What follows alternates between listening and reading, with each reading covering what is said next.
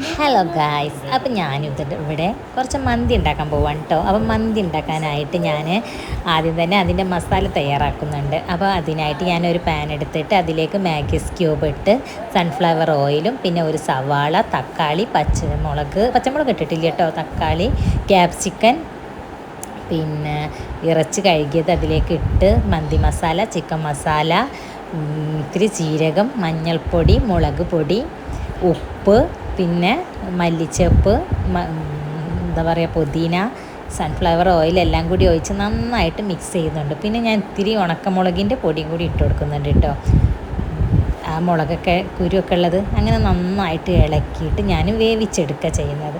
അങ്ങനെ വെന്തതിന് ശേഷം അതിലെ നീര് കുറച്ച് കോരി വെക്കുകയും ചെയ്തു. അപ്പോഴേക്കും ഞാൻ അടുപ്പത്ത് അരി വേവിക്കാനായിട്ട് ഞാൻ അരി നേരത്തെ പുതിർത്തി വെച്ചിരുന്നു. അങ്ങനെ ചോറ് വെച്ചു.